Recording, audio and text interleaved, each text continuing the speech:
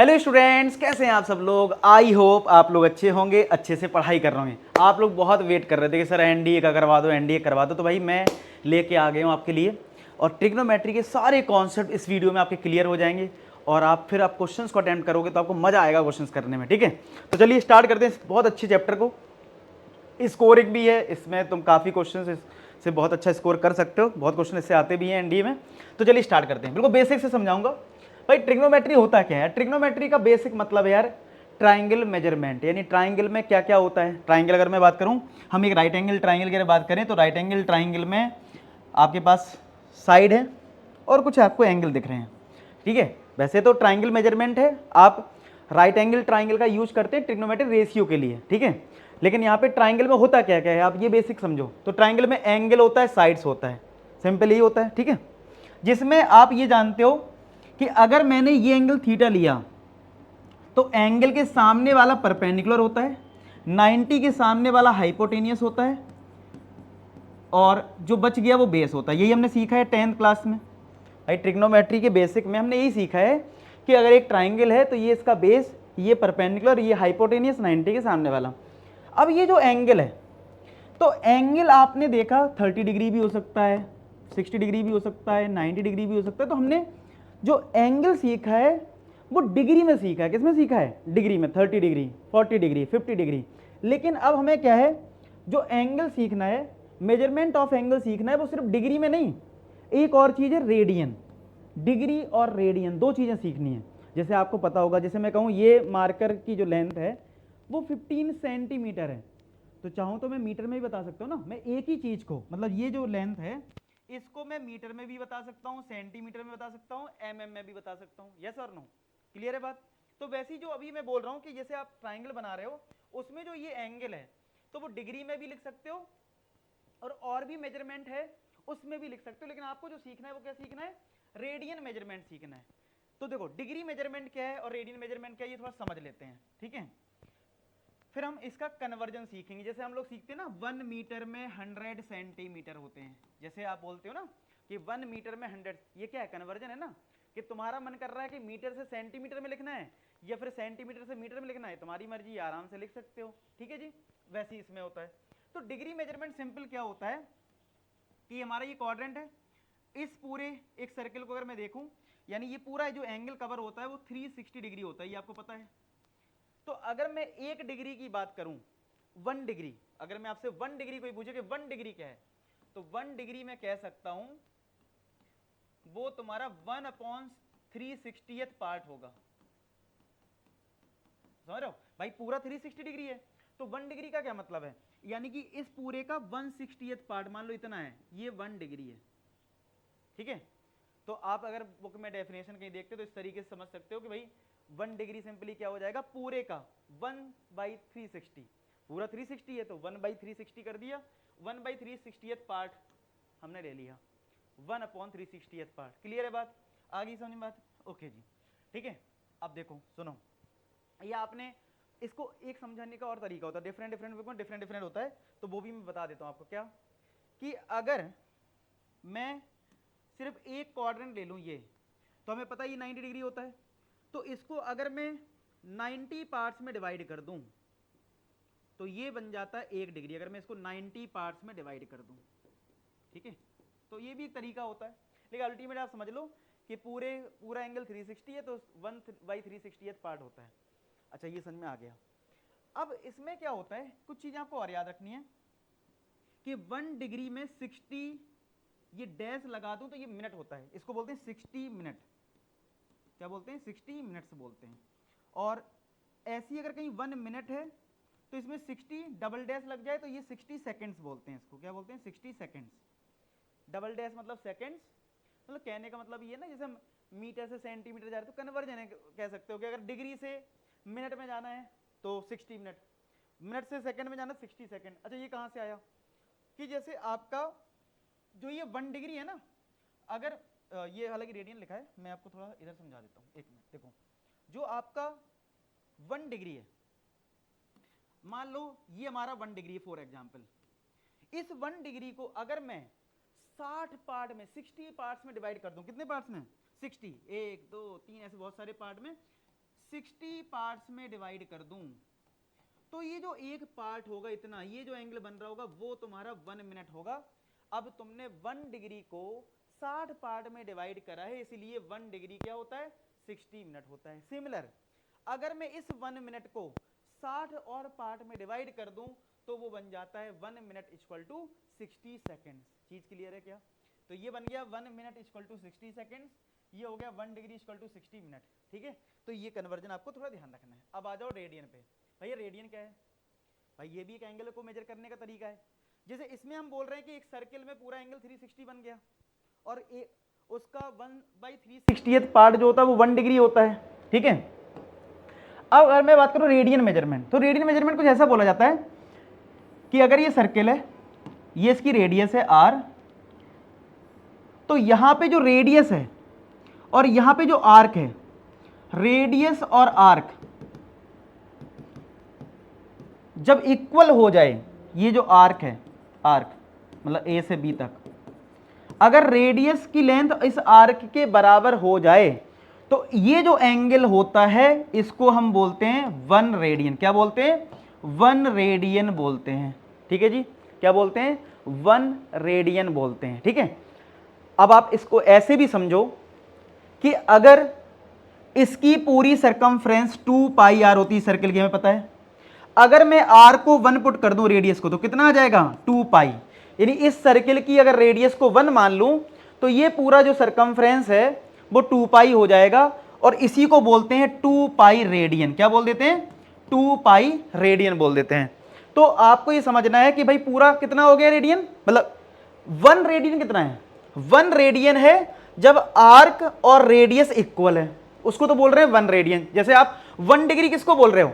जब तुमने इस पूरे सर्किल को 1/360th पार्ट ले लिया तो वो बनता है 1 डिग्री, क्योंकि 1 डिग्री की डेफिनेशन मान लो पूछ ले, वैसे पूछता नहीं है, मान लो पूछ लिया कोई, बोले 1 रेडियन क्या है, तो 1 रेडियन क्या है? जब आर्क और रेडियस बराबर होगा उस टाइम जो एंगल बन रहा होगा वो बन रहा होगा 1 रेडियन। ठीक है, और अगर मैं सरकमफ्रेंस 2 पाई आर बोल रहा हूं और आर को 1 रख दूं तो 2 पाई आएगा, वो 2 पाई रेडियन। तो यहीं पे एक आपको फॉर्मूला याद रखना है, angle is equal to arc upon radius. क्या रखना है? एक फॉर्मूला लिख लो जरा सब लोग, angle is equal to arc upon radius. यानी अगर ये सर्किल है और ये सेंटर है, ठीक है, ये एंगल थीटा है, ये आपका आर्क हो गया और ये आपका रेडियस हो गया। ठीक है, तो एंगल इज इक्वल टू क्या है? आर्क अपॉन रेडियस है, जिसमें आपको ध्यान ये रखना है जो एंगल आप लोगे वो किस में लोगे? रेडियन में आएगा। मतलब अगर आपको किसी क्वेश्चन में अगर फॉर एग्जांपल आपको अगर किसी ने आर्क दे दिया, किसी ने आपको रेडियस दे दिया, तो सिंपल सी बात है एंगल जो होता है वो आर्क अपॉन रेडियस होता है। क्या होता है? एंगल जो होता है वो आपका होता है आर्क अपॉन रेडियस। बात क्लियर है क्या? बात क्लियर है? तो एंगल क्या हो गया? आर्क अपॉन रेडियस हो गया।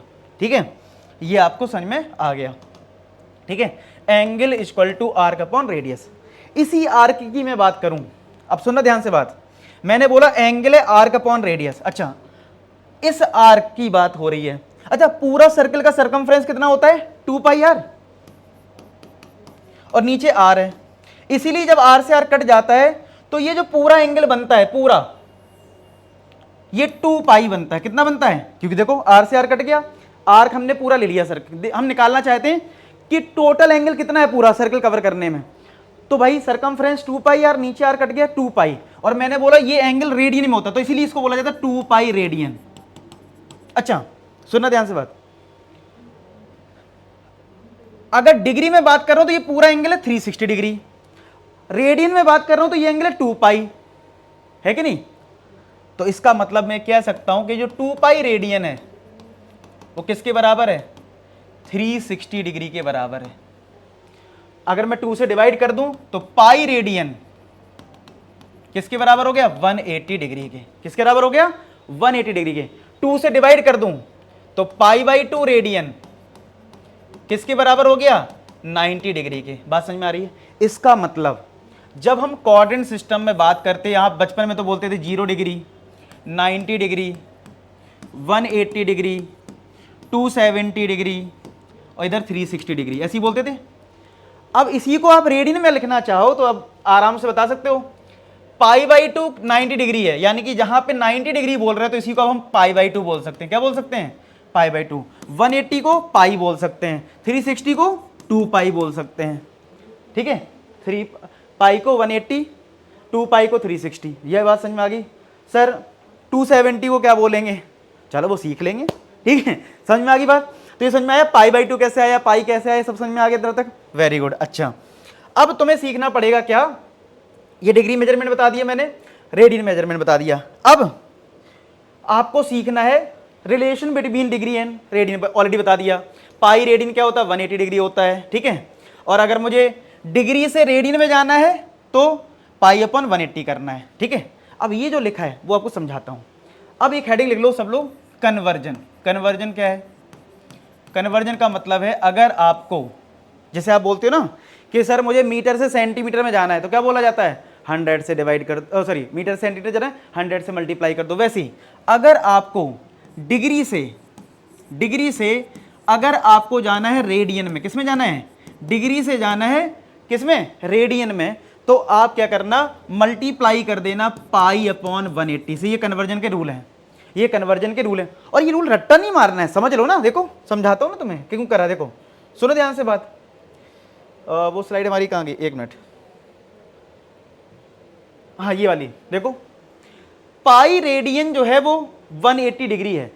तो अगर मैं यहां पे 1 डिग्री करूं तो ये 180 नीचे जाएगा, तो π/180 हो जाएगा कि नहीं हो जाएगा? तो इसलिए अगर डिग्री से रेडियन में जाना है तो 1 डिग्री में क्या है? π/180 रेडियन है। आई बात समझ में? तो रट्टा थोड़ी ना मारना है, समझा दिया मैंने ऑलरेडी कि डिग्री से अगर रेडियन में जाना है तो π/180 का मल्टीप्लाई कर देना। और अगर आप रेडियन से डिग्री में जाओगे तो आप मल्टीप्लाई करना, उल्टा ही तो होता है। इसमें π/180 है तो इसमें 180/π होगा। बस ये ध्यान रखो। यानी अगर डिग्री से रेडियन में जाना है तो π/180 और रेडियन से डिग्री में जाना है तो 180/π। सिंपल। अब बात कर लेते हैं कि सर ये 1 रेडियन में ये 180/π जो हम बोल रहे हैं कि अगर मान लो ये बोला गया है पाई रेडियन जो है वो किसके इक्वल है? ये आपका 180 डिग्री के इक्वल है। तो 1 रेडियन की जो वैल्यू है वो कितनी हो जाएगी? 180/π हो जाएगी कि नहीं हो जाएगी? बताओ। अब अगर मैं यहाँ पे पाई की वैल्यू पुट कर दूंगा तो मुझे ये रिजल्ट मिलेगा। सर ये रिजल्ट तो बड़ा खतरनाक दिख रहा है, 57 डिग्री 16 मिनट 22 सेकेंड्स। सर ये कैसे कन्वर्ट करते हैं? वो सिखाऊंगा, अभी सिखाऊंगा ये क्वेश्चन। तो ये तुम खुद करके देखोगे और मैं कह रहा हूं इस रिजल्ट को याद कर लेना। ठीक है, ये कैसे कन्वर्ट होता है अभी मैं एक क्वेश्चन करवाऊंगा कि कैसे डिग्री से रेडियन में कन्वर्ट करते हैं और रेडियन से डिग्री में कैसे उल्टा मतलब। ठीक है, तो ये समझ में तो आया ना। अब तुम्हें दिमाग में बहुत सारी चीजें हो गई हैं, सारी दुनियादारी रख दो एक तरफ, फेंक दो सब। जो मैंने अभी तक सिखाया फेंकना नहीं, मतलब अभी रिलैक्स हो जाओ, बस इतना समझ लो। डिग्री से रेडियन में जाना है तो π/180 का मल्टीप्लाई, और रेडियन से डिग्री में जाना है तो 180/π। बस दैट्स ऑल। पूरी कहानी की छोड़ दो। ठीक है, तो ये π/180, ये आपका 180/π। सिंपल। अब आ जाओ जरा क्वेश्चन पे, तो वो आपको क्लियर हो जाए कैसे होता है। क्या लिखा है? Find the radian measurement of corresponding following degree measurement. अब ये डिग्री मेजरमेंट दे रखा है माइनस का 47 डिग्री 30 मिनट, और बोला गया इसका रेडियन मेजरमेंट बताओ। तो मैंने तुम्हें क्या सिखाया है कि अगर मुझे डिग्री से अगर मुझे रेडियन में जाना है तो मैंने आपको ये सिखाया है कि आपको मल्टीप्लाई करना है किससे? π/180 से। बताओ, मैंने आपको क्या सिखाया है कि अगर डिग्री से रेडियन में जाना है तो मल्टीप्लाई किससे करना है? π/180 से। ठीक है जी, किससे करना है मल्टीप्लाई? π/180 से मल्टीप्लाई करना है। ठीक है जी, ओके जी। अच्छा, अब आगे बात करते हैं कि ये तो पता है, आपने बताया है, तो अब इसको कैसे करूं? सर ये तो मिनट में है, कैसे चेंज करूं? तो भाई इसका तरीका सिंपल सा ये है कि इस मिनट को भी डिग्री में चेंज कर लो। तो एक बताओ, 1 डिग्री में 60 मिनट होते हैं, तो अगर मुझे 1 मिनट को डिग्री में चेंज करना है तो क्या 60 से डिवाइड करना होगा? ये नीचे जाएगा कि नहीं जाएगा? तो कहने का मतलब ये है, 1 डिग्री को अगर मिनट में लिखना तो 60 का मल्टीप्लाई, लेकिन मिनट से डिग्री में जाना है उल्टा, तो डिवाइड करोगे। तो हम क्यों ना ऐसा करें, ये जो मिनट है ना, इसको 30/60 करके इसको भी डिग्री में चेंज कर लो ना, सिंपल, अब हो जाएगा कंप्लीट डिग्री। और जब ये कंप्लीट डिग्री में आ जाएगा तो रेडियन में चेंज करने के लिए π/180 का मल्टीप्लाई कर देंगे। ठीक है, तो देखो कितना हो जाएगा, ये तुम्हारा हो गया -47 डिग्री, ये आपका 1/2 डिग्री, कंबाइन कर लो तो ये बन गया 47.5 डिग्री, तो ये 94 + 1 ये आ गया 95/2 डिग्री। ये क्या आ गया 95/2 डिग्री, इतना आ गया जी। अच्छा अब सुनो ध्यान से बात, अब ये डिग्री में है, इसको किस में चेंज करना है, रेडियन में। क्या सिखाया कि सर जो भी डिग्री में दे रखा है ना 95/2, इसको मल्टीप्लाई कर दो π/180 से। किस में कर दो, π/180 से। और आप जब रेडियन में आंसर देते हो तो अपना आंसर पाई में छोड़ सकते हो। ठीक है, तो बस अब इसको सॉल्व कर लो, तो ये 5 टाइम्स कट रहा है तो 19 आएगा, और ये कितना आ जाएगा 36, तो माइनस का 19 π/36 × 2 72, ये तुम्हारा बन गया रेडियन में। आई बात समझ में, क्लियर हो गया, इतना सब कुछ अच्छे से क्लियर चल रहा है, वेरी गुड। अच्छा अब देखो नेक्स्ट है, find the degree measurement of the corresponding following radian measurement, यानी आपको रेडियन मेजरमेंट 11/16 दे रखा है। अच्छा एक चीज है और है, अगर कहीं 4 लिखा है उसके ऊपर कुछ लिखा नहीं है तो वो C लिखा होता है, तो अगर 4 अकेला लिखा है या 4 पे C लगा है, दोनों ही रेडियन है, किसमें, रेडियन में है। C क्यों लिखा है, क्योंकि ये सर्कुलर सिस्टम से आता है, इस वजह से इसको शॉर्ट में C लिख देते हैं। तो आप कंफ्यूज मत होना, कहीं 11/16 में पावर में अगर C लिखा है तो रेडियन ही है, तो ये रेडियन से हमें किस में कन्वर्ट करना है, डिग्री में कन्वर्ट करना है। किस में कन्वर्ट करना है, डिग्री में। तो आप मुझे बताओ, अगर रेडियन से डिग्री में जाना है तो मैंने क्या बताया कि आपको 180/π से मल्टीप्लाई कर देना। क्या करना है, 180/π से मल्टीप्लाई करना है। चलो करते हैं, तो 11/16 × 180/π। सर क्या हमें आंसर ऐसे ही छोड़ना है, नहीं, अगर आप अपना आंसर डिग्री में निकालना चाह रहे हो तो डिग्री में क्या होता है, या तो आपका आंसर सीधा डिग्री में आ जाए या फिर मिनट में आ जाए, सेकंड में। डिग्री मिनट सेकंड सब एक ही है, डिग्री मेजरमेंट के अंदर ही आता है। तो आपको इसको सिंप्लीफाई करना पड़ेगा, पाई में आप आंसर नहीं छोड़ सकते, इस बात का ध्यान रखना। तो यानी पाई किलो रखनी पड़ेगी। चलो रखते हैं, तो 11/16 × 180, पाई की वैल्यू कितनी होती है 22/7, तो 7 गया न्यूमरेटर में, तो 11/16 180/22 7 आ गया न्यूमरेटर में। ठीक है, 7 आ गया न्यूमरेटर में। ठीक है, तो भाई कितना हो जाएगा। ठीक है, अच्छा एक चीज़ और है कि मैंने क्या करा है, अब देखो आप लोग, हो सकता है आप में से कुछ बच्चे ऐसे होंगे जो एनडी अभी अप्रैल अटेम्प्ट दे तो रहे होंगे लेकिन उतना कॉन्फिडेंस नहीं होगा। ठीक है, कि भाई मुझे कितना अच्छा मैं कर पाऊंगा, क्या चीज़ें हैं। तो मैंने एप्लीकेशन पे ना NDA 2 यानी जो सितंबर में होता है उसका कोर्स लॉन्च कर दिया है। ठीक है, मैथ्स का है, ठीक है, और एक अदर सब्जेक्ट का भी है। तो उस टाइम क्या है, मेरे पास पूरा टाइम होगा तुम्हें शुरुआत से सारी चीज़ें करवाने का। अभी जो NDA का जो सितंबर वाला बैच है, सॉरी अप्रैल वाला जो अभी अगले महीने ही है, इसमें क्या है कि आपको बहुत सारी चीज़ें आप नहीं कर सकते हो। तो मैं कोर्स में बहुत सारी चीज़ें डाल भी नहीं रहा हूँ क्योंकि आप कर ही नहीं पाओगे इतनी सारी चीज़ें। तो जो बच्चों ने अप्रैल वाले अटेम्प्ट में लिया है बैच, मान लो, ठीक है, तो वो अपनी कोशिश करें उसमें से कंटेंट करके जितना कर सकते हैं। मैं उसमें और कंटेंट जो डाल रहा हूँ उसको वो करके अपना दें बेस्ट। ठीक है, कोशिश पूरी करें, उन्हें भाई पहले से भी तैयारी की होगी। सितंबर वाला जो NDA 2 का बैच होगा उसमें फुल कंटेंट बहुत बढ़िया, क्योंकि इस टाइम मेरे पास टाइम होगा पूरा तुम्हें अच्छे से करवाने का, सारी चीज़ें, कॉन्सेप्ट बूस्टर, बहुत बढ़िया बढ़िया चीज़ें उसमें होने वाली हैं। तो वो आप इनरोल कर लेना अगर आप सितंबर वाले अटेम्प्ट का सोच रहे हैं। ठीक है, एप्लीकेशन में मिल जाएगा, एप्लीकेशन की लिंक डिस्क्रिप्शन में होगी। ठीक है, तो इस चीज़ को देख लेना। चलो आगे बढ़ते हैं अब हम अपना। ठीक है, तो यहाँ पे देखो कितना है तुम्हारा 11/16 और 180 ये इतना आ गया था। अब कैंसिल कर लो, ये 2 से कट गया, ये आ गया 90, ये 2 से कट गया 8, ये आ गया 45। तो 45 का 7 मल्टीप्लाई करो, 7 × 5 35, 3 कैरी 315/8 आ गया। ये तुम्हारा बन गया कंप्लीट डिग्री। किसमें बन गया, डिग्री। सर क्या हम आंसर यहाँ छोड़ दें, नहीं, आपको यहाँ आंसर नहीं छोड़ना है, फ्रैक्शन में आंसर नहीं छोड़ना है। तो क्या करना है, डिवाइड करना है। क्या करना है, डिवाइड। कैसे डिवाइड करते हैं समझो। ठीक है, अभी मैं आपको पूरी प्रोसेस बता रहा हूँ, हालांकि इनकी कुछ शॉर्ट ट्रिक्स भी होती हैं, अभी ये वीडियो मैं थोड़ा जा रहा हूँ कॉन्सेप्ट बिल्डिंग पे है, ठीक है, तो मैं अभी इस पर शॉर्ट ट्रिक यूज नहीं कर रहा हूँ, वो बाद में भी सीख लेंगे, ठीक है। अब 8 से डिवाइड कर दो 315 को, ठीक है, तो 8 3 जा 24, तो यहाँ पे 7 आ गया, 8 9 जा 72, यहाँ पे 3 आ गया, ठीक है।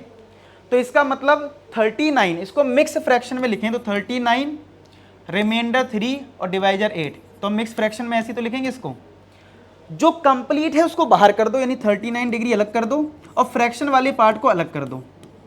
सर ये तो अभी भी फ्रैक्शन में है, कोई दिक्कत नहीं है। अब इसमें क्या करेंगे, हम 60 से मल्टीप्लाई कर लेंगे, क्योंकि हमें पता है 1 डिग्री में कितना होता है, 60 मिनट होता है।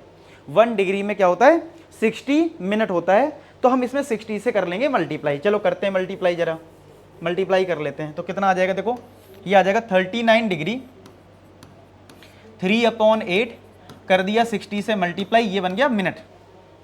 मतलब आपको चेंज करते जाना है, कहाँ तक, सेकेंड्स तक, आपको मैक्सिमम सेकेंड तक कन्वर्ट करना है, ठीक है।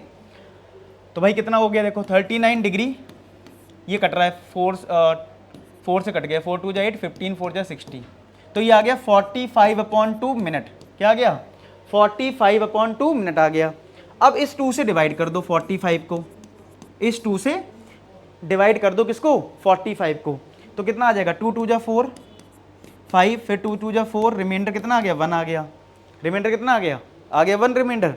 अच्छा, तो फाइनली ये 45/2 जो है वो कितना आ जाएगा, वो आ जाएगा 22.5, कितना आ जाएगा, 22.5 आ जाएगा।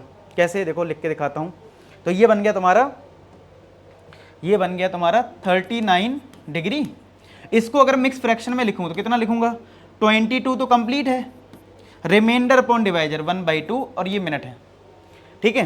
तो ये 39 डिग्री, 22 को अलग कर दो और 1/2 को भी अलग कर दो, ठीक है। अब इस 1/2 को जो फ्रैक्शन में है कहाँ चेंज कर सकते हो, सेकंड में।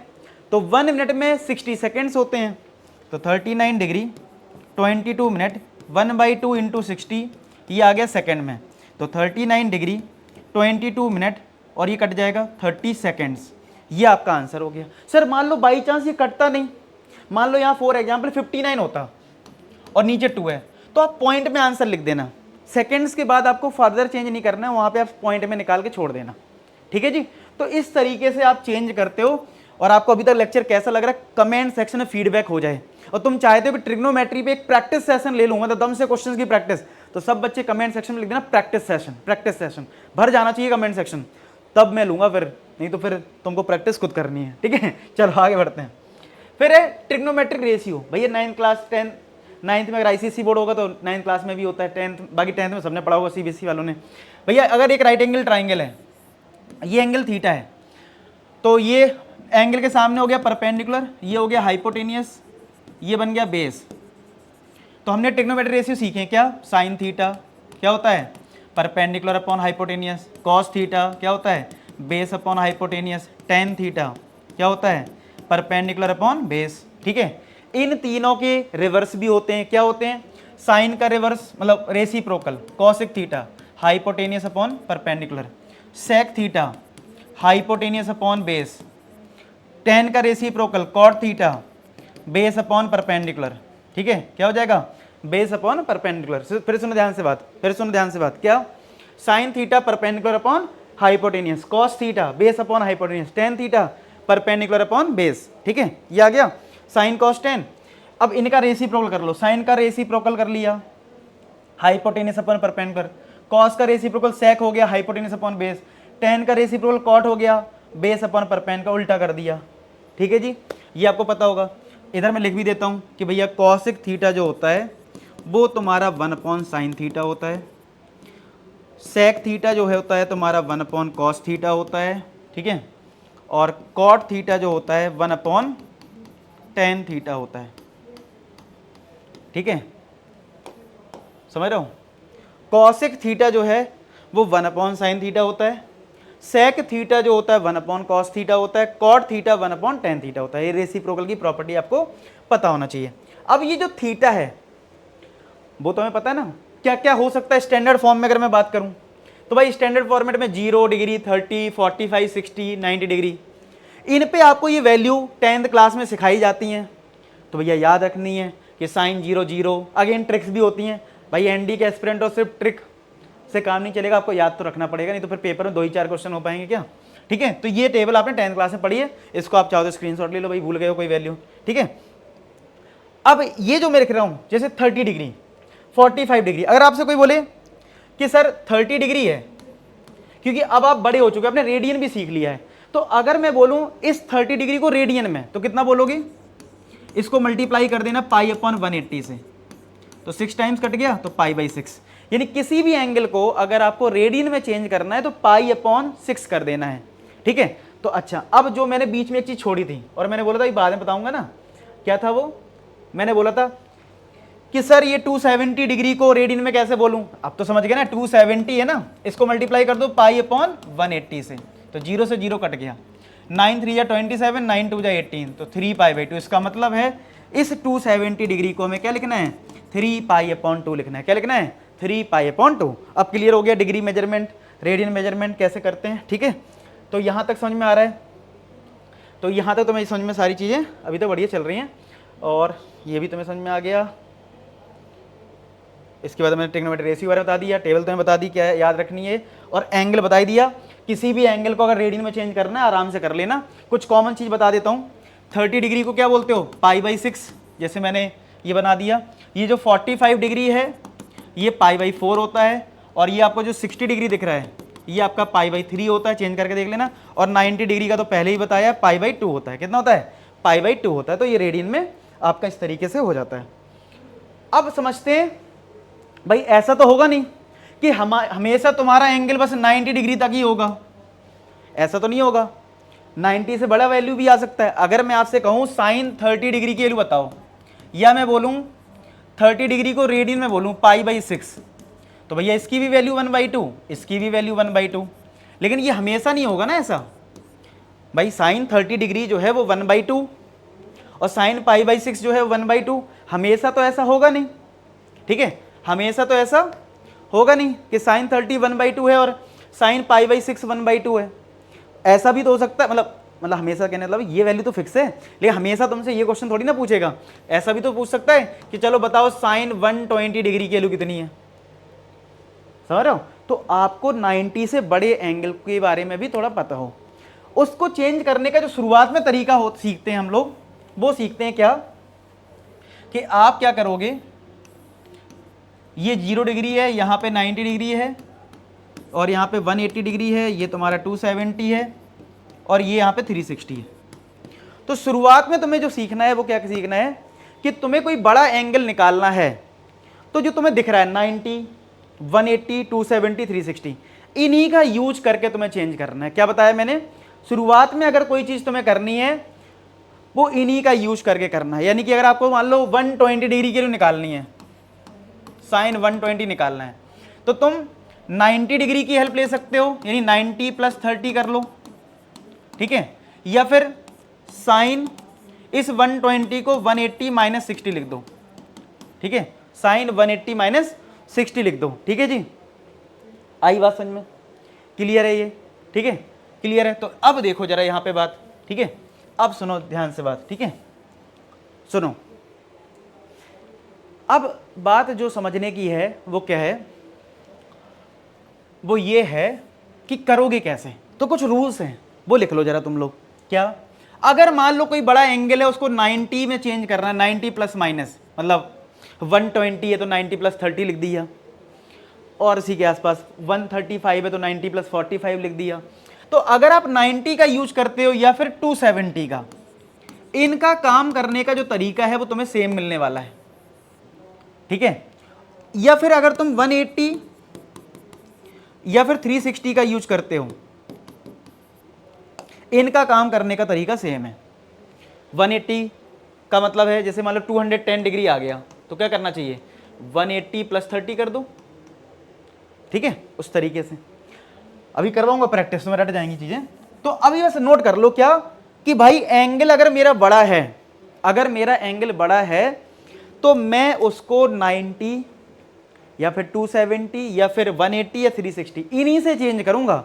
जो मेरे कोऑर्डिनेट सिस्टम में दिख रहा है 90, 180, 270, 360, इन्हीं का यूज करना है। तो भाई अगर तुम इसका यूज करते हो तो ये दो चीजें करवाएगा तुमसे। क्या करवाएगा, ये दो चीजें करवाएगा। एक तो कहेगा कन्वर्ट करो, मतलब कन्वर्जन होगा,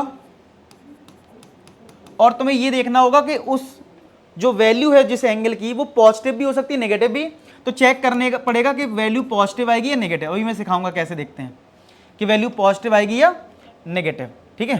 सिमिलर अगर मैं इसकी बात करूं, ठीक है, तो यहां पे अगर देखा जाए तो यहां पे जो कन्वर्जन की बात है, तो कन्वर्जन यहां पे नहीं होता है, सिर्फ और सिर्फ पॉजिटिव और नेगेटिव देखना पड़ता है बस।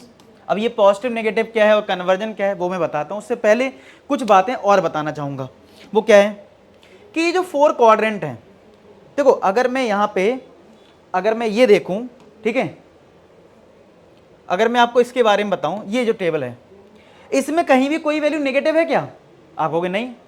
तो 0 से 90 डिग्री तक कोई भी वैल्यू नेगेटिव नहीं होती, सारी वैल्यू कैसी होती हैं, पॉजिटिव होती हैं। सारी value sine cos tan sec cosec सब के सब पॉजिटिव होते हैं। लेकिन आगे ऐसा नहीं होता है, इसमें ऑल पॉजिटिव।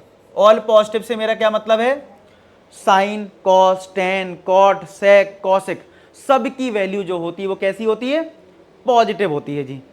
ठीक है, क्लियर है बात।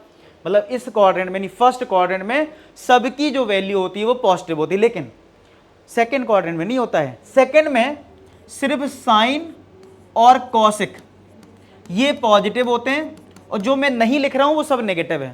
थर्ड में टेन और कॉट ये पॉजिटिव होते हैं, बाकी सब नेगेटिव होते हैं। फोर्थ में कॉस और सेक ये पॉजिटिव होते हैं, और ये पॉजिटिव होते हैं, सेक और कॉस, बाकी सब नेगेटिव होते हैं। सर ऐसा क्यों, ये तो रट्टा मारना पड़ेगा क्या, ठीक है, ऐसा नहीं है।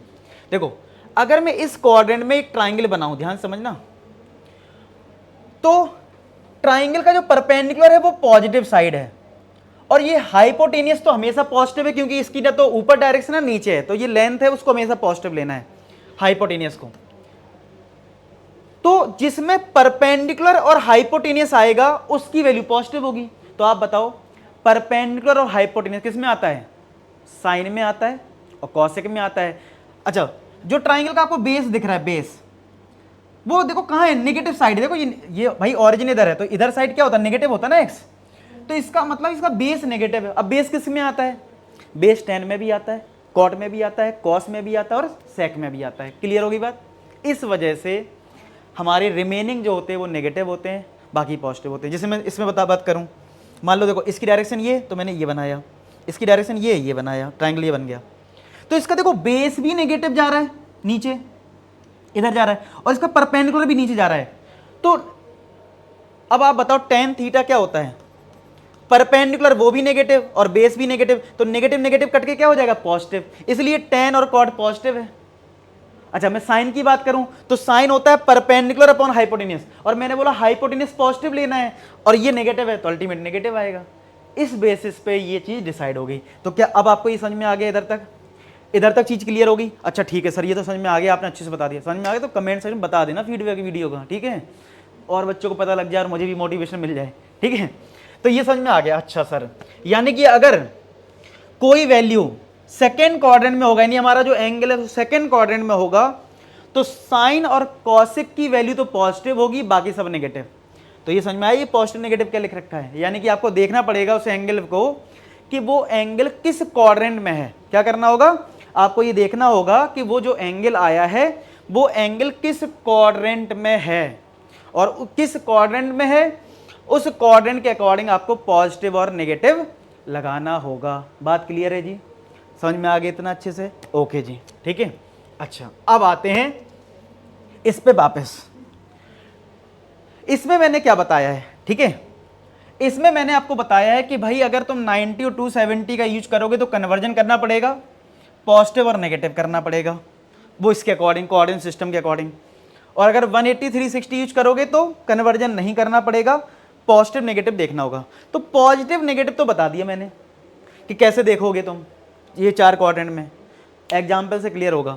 कन्वर्जन का क्या मतलब है, कन्वर्जन का ये मतलब है कि भाई अगर क्वेश्चन तुम्हारा साइन में होगा तो कन्वर्जन का क्या रूल होता है, कन्वर्जन यहां पे लिख देता हूं, तो भाई कन्वर्जन का मतलब ये है कि अगर तुम्हारा साइन है तो वो कॉस में कन्वर्ट होगा, और रिवर्सिबल बना दिया मैंने, मतलब कॉस होगा तो साइन और साइन होगा तो कॉस, टेन होगा तो कॉट हो जाएगा और कॉट होगा तो टेन हो जाएगा, सेक होगा तो कॉसिक हो जाएगा और कॉसिक होगा तो सेक हो जाएगा। तो ये कन्वर्जन आप याद रखें, ठीक है। चलो अब एक एग्जाम्पल से करते हैं क्वेश्चन। मैंने तुमसे कहा साइन 120 डिग्री की वैल्यू बताओ, तो तुम कहोगे सर मेरा मन कर रहा है कि मैं साइन 90 + 30 कर लूँ। दूसरा बच्चा कह रहा है नहीं नहीं मेरा मन कर रहा है सर मैं तो इसको साइन 180 - 60 कर दूँ। अच्छा दोनों ही सही है भाई, क्योंकि 180 - 60 और 90 + 30 दोनों की वैल्यू क्या होती है, मतलब 120 आएगा ना मतलब। अच्छा अब आते हैं चलो एक एक करके। 90 वाला क्या कहता है कि अगर भाई 90 का यूज करोगे तो कन्वर्जन करना पड़ेगा, तो कन्वर्जन कहता है कि साइन किस में कन्वर्ट हो जाएगा, कॉस में। तो भैया पहला काम तो कॉस करना है। अच्छा जिसकी तुम हेल्प ले रहे हो, हेल्प मतलब जो 90+ की हेल्प ले रहे हो ये हटा दो, जिसकी हेल्प ले लो वो हटा दो, तो ये पूरा हट जाएगा यहां तक। अब सीधा 30 आएगा, ठीक है। अब मैंने क्या बताया था, अब तुम्हें ये देखना है कि पॉजिटिव या फिर नेगेटिव। अब आप बताओ, इधर से मत देखना। 120 डिग्री ये एंगल किस क्वाड्रेंट में होगा, जरा सोच के देखो किस क्वाड्रेंट में होगा। तो आप कहोगे सर 120 तो हमारा सेकंड क्वाड्रेंट में आएगा 90 के बाद, तो सेकंड क्वाड्रेंट में साइन की वैल्यू कैसी है, पॉजिटिव, तो इसका मतलब इसका पॉजिटिव होगा। अच्छा कुछ बच्चे कंफ्यूज होते हैं, सर ये तो कॉस है, कॉस तो नेगेटिव होता है। देखो जो रिजल्ट आया है उसके अकॉर्डिंग नहीं देखते हैं, क्वेश्चन क्या था, क्वेश्चन साइन में था, उसके अकॉर्डिंग चलता है, ठीक है। बस अब रख दो वैल्यू, तो cos 30 होता है √3/2। कितना होता है, √3/2। अच्छा पेपर में मान लो आपसे क्वेश्चन पूछे साइन 2π/3 की वैल्यू बताओ, किसकी बताओ, साइन 2π/3 बताओ। तो भैया साइन 2π/3 ये रेडियन में है, 2π/3 किस में है, रेडियन में। तो 2π/3 को डिग्री में चेंज कर लेना। देखो 2π/3 को डिग्री में अगर मैं चेंज करूं तो पाई से पाई कट गया 60, और 60 × 2 कितना हो गया 120। तो यानी कोई एंगल मान लो रेडियन में दे रखा तो चेंज कर लेना, ठीक है। चलो अब आते हैं 180 - 60 से करते हैं इसको। तो आप देखो जरा 180 में मैंने क्या बोला, कन्वर्जन नहीं करना है, तो इसका मतलब है साइन साइन में आएगा, और ये 180 से लेके पूरा माइनस हटा दो पूरा, ठीक है, सीधा 60 लिखो। और कौन सा क्वाड्रेंट है, सेकंड क्वाड्रेंट है, सेकंड क्वाड्रेंट साइन के लिए कैसी पॉजिटिव, और साइन 60 कितना होता है √3/2। देखो आ गया सेम आंसर। तो आंसर सेम आएगा, तुम किसी भी मेथड से कर लो, ठीक है।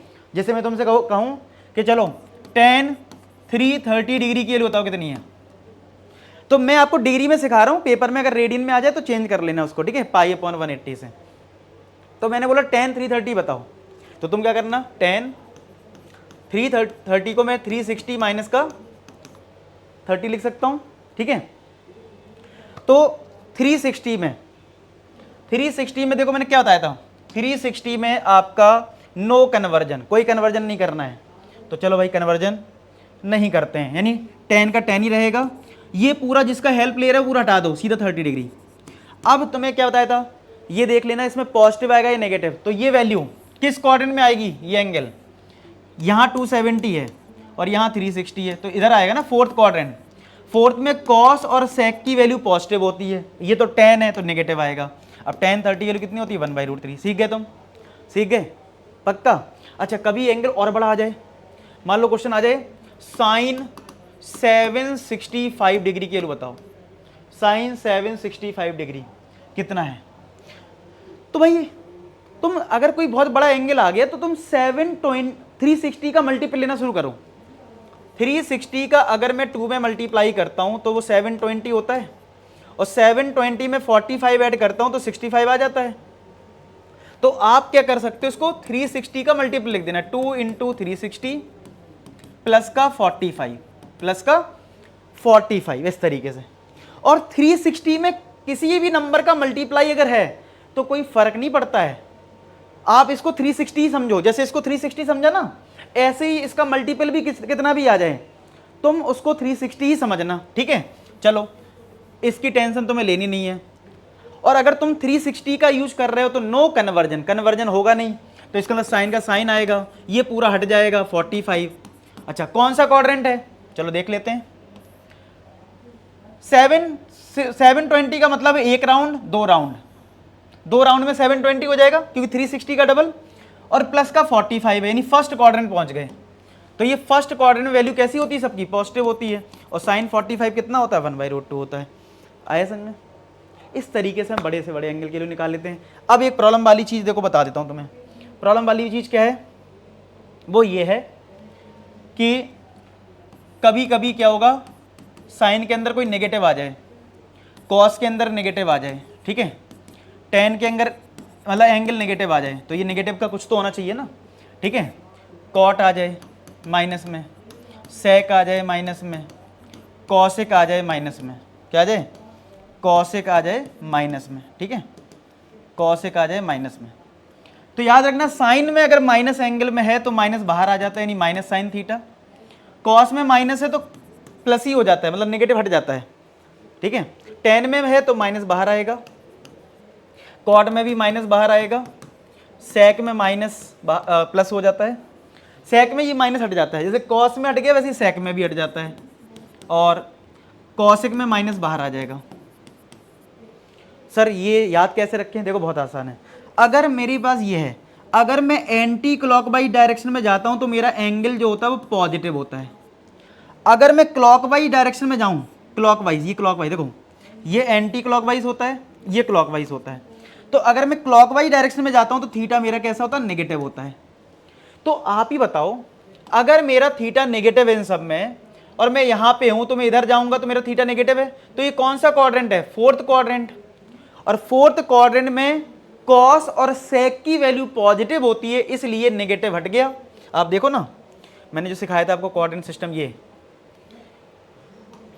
क्या कि फोर्थ क्वाड्रेंट में अगर आप होगे तो कॉस और सेक की वैल्यू कैसी है, पॉजिटिव है, बाकी सब क्या है, नेगेटिव है। इस वजह से यहाँ पे ऐसा हुआ है। क्लियर होगी बात, क्लियर हो गया। तो ये नेगेटिव वाला कौन सा समझ गए, यहाँ से ये भी सीख लिया कि अगर एंगल में नेगेटिव, उसका मतलब क्या है, नेगेटिव का मतलब है वो एंगल हम क्लॉकवाइज डायरेक्शन में मेजर कर रहे हैं, और पॉजिटिव हमारा एंटी क्लॉकवाइज डायरेक्शन होता है। तो ये समझ में आ गया। तो याद रखना कॉस और सेक में हमें प्लस कर देना है, बाकी सब में माइनस बाहर कर देना है, ठीक है जी। ओके, अब आते हैं graph of trigonometric function. Graph, तो सबसे पहला ग्राफ सीखते हैं साइन थीटा का। तो भैया sine theta y is equal to sine theta का ग्राफ क्या होगा। तो भाई देखो, ये हमारी x एक्सिस, ये हमारी y एक्सिस, ठीक है। तो हमें पता है कि थीटा अगर जीरो होता है तो साइन जीरो के लिए क्या होती है, जीरो। तो यहां से स्टार्ट होगा। साइन 90 कितना होता है, 1 होता है। तो 90 डिग्री मान लो यहाँ पे है, 180 डिग्री मान लो यहाँ पे है। तो आप जब वैल्यू निकालोगे तो कुछ इस तरीके से बनना शुरू हो जाता है, और ऐसे चलता जाता है। ये तो मैं कुछ पार्ट बना रहा हूँ, ये आगे चलता जाएगा, ऐसे पीछे भी चलेगा। आप कहोगे सर ये आपको कैसे पता ग्राफ ऐसे ही बनेगा। तो तुम्हें देखो काम मेहनत करनी पड़ेगी। बाकी याद रखो, मेहनत ऐसे करनी पड़ेगी, आपको डिफरेंट एंगल पे वैल्यू निकालनी पड़ेगी। फॉर एग्जाम्पल मैं कहूँ 90 इधर है, ये 0 डिग्री है, बीच में कहीं 45 होगा ना। तो चलो थीटा को अगर मैं 45 रखूँ तो साइन 45 कितना होता है, 1/√2। तो यहाँ पे कहीं 1/√2 वैल्यू आएगी तो एक पॉइंट बन जाएगा। साइन 90 पे 1 होता है, तो यहाँ पे ये 1 होता है, ठीक है। और 180 पे वैल्यू निकालो, 0 आएगा, ठीक है। ऐसे ही चलता जाएगा, ये तुम्हारा 360 डिग्री हो जाएगा यहाँ पे, ठीक है। ये ऐसे ही चलता रहेगा। समझ में आ गया। यानी तुम्हें क्या करना है, जो भी आपके एंगल बढ़ते जा रहे हैं, इन एंगल पे अगर वैल्यू निकालोगे, इन एंगल पे अगर वैल्यू निकालोगे, और मैंने आपको 90 से ज़्यादा वाली वैल्यू निकालना सिखा दिया है, तो निकाल के देख लेना, तो तुम्हें मिल जाएगा इस तरीके का ग्राफ, ठीक है। तो इसमें आप देखोगे मैक्सिमम वैल्यू +1 है, और मिनिमम वैल्यू जो है वो -1 है। यहाँ पे -1 है बस, ठीक है। और इस तरीके से ग्राफ ये चलता जाता है, इस तरीके से ये ग्राफ चलता जाता है, ठीक है। क्लियर होगी बात, ओके जी, पक्का जी, ओके। अब और बताता हूँ, फिर हमारा ग्राफ आता है किसका, कॉस थीटा का। तो बस अब जैसे मैंने बताया कि साइन का ग्राफ कैसे बना होगा, वैसे ही कॉस का बना होगा। कैसे, थीटा की डिफरेंट वैल्यू पुट करो, उस पर पॉइंट बनाओ और ग्राफ बना दो, ठीक है। तो कॉस थीटा, अगर मैं थीटा को 0 डिग्री पुट करूं तो कॉस 0 डिग्री के लिए कितनी होती है, 1। तो ये क्या होता है इसमें, तो यहां से एक आइडिया मिल जाता है, यहां से क्या होता है, आइडिया मिल जाता है क्या, कि 0 डिग्री पे जो वैल्यू है 1 से स्टार्ट हो रही है, तो इसका ग्राफ जो है वो कुछ इस तरीके से बनता है। साइन जैसे ही ग्राफ होता है और ये चलता जाएगा आगे, ठीक है, ये चलता जाएगा आगे, ठीक है, इधर भी और इधर भी। तो यहाँ पे 0 डिग्री पे वैल्यू 1 होती है, आपको पता है। देखो cos 90 डिग्री की मैं बात करूँ तो cos 90 कितना होता है 0, इसी देखो 90 पे 0 है, तो आप ऐसी वैल्यू निकालते जाओगे तो आपको ग्राफ मिलता जाएगा। यहाँ पे आपका हो जाएगा 180, यहाँ पे हो जाएगा 270 और यहाँ पे हो जाएगा 360, ठीक है। 90 ऐड होता जाता है इनके इंटरवल के बीच में। तो आप देख पा रहे हो यहाँ पे भी मैक्सिमम वैल्यू +1 है और मिनिमम वैल्यू यहाँ पे भी कितनी है -1 है, ठीक है जी। तो इसलिए ये cos थीटा का हमारा ग्राफ बन गया। और आते हैं हमारा y इक्वल टू किसका, tan थीटा का अगर मैं ग्राफ बनाऊं, क्या y इक्वल टू किसका, tan थीटा का अगर ग्राफ बनाऊं तो tan थीटा का जो ग्राफ है वो कैसा होता है देखो। तो यहाँ पे मान लो 90 है, यहाँ पे 180 है, ये 270 है, ये 360 है, ठीक है। यहाँ पे माइनस का 90 है, इनमें भी -90 होगा, जैसे यहाँ पे है ना, तो ये माइनस का 90 है, ये तुम्हारा माइनस का 180 है, समझ रहे हो, ऐसे चलता जाएगा। ऐसी साइन में भी ये तुम्हारा माइनस का 90 है, ये माइनस का 180 है, ये माइनस का 270 है, ठीक है, ये माइनस का 360। इस तरीके से आप इनको रेडियन में भी चेंज कर सकते हो, रेडियन में कन्वर्ट करना मैंने सिखा रखा है एंगल को। तो आप बताओ tan की वैल्यू 0 पे, 0 डिग्री पे कितनी होती है याद है, 0 होती है। तो 0 पे यानी 0 रहने वाला है। अच्छा tan 90 कितना होता है, tan 90 इनफाइनाइट होता है, अनडिफाइन होता है 90 पे। तो 0 पे तो 0 है, 90 पे इनफाइनाइट होगा। तो अगर मैं इसमें एक लाइन बना दूं डॉटेड डॉटेड,